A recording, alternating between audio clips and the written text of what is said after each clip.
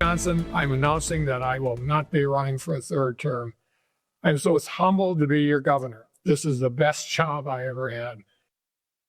Governor Tony Evers will not run for re-election in 2026. The 73-year-old governor announced today he will not seek that third term so he can spend more time with his family.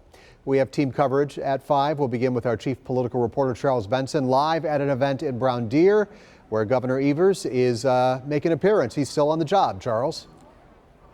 He certainly is. Governor Evers expected here at any moment for a ribbon-cutting ceremony. After making it official, he will not be on the ballot in 2026. That opens the door to a wide-open race for the state's biggest job. I was a scrawny kid with glasses who grew up scraping mold off of cheese. I never dreamed I'd end up governor of Wisconsin. The kid from Plymouth says it's time to hang it up after 50 years in public life. Tony Evers will not seek a third term as governor. I began my run for governor as a proud Plymouth progressive, and that's still who I am today. Evers has won 5 straight statewide elections, 3 as state superintendent, 2 as governor.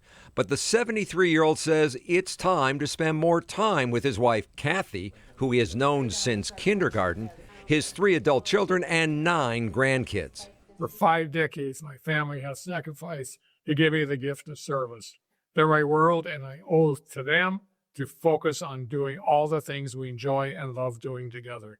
Evers' job approval numbers have remained mostly positive over his time as governor, no small accomplishment in a politically divided state. He navigated Wisconsin through a pandemic and won a major battle with Republicans to redraw the state's legislative maps.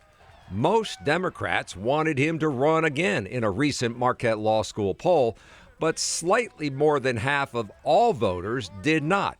Evers says none of that was part of his calculus. I promised you when I ran for this office, and I'd always work to do the right thing, and I'd always give it to you straight, and that I'd always try to be a governor for all of Wisconsin.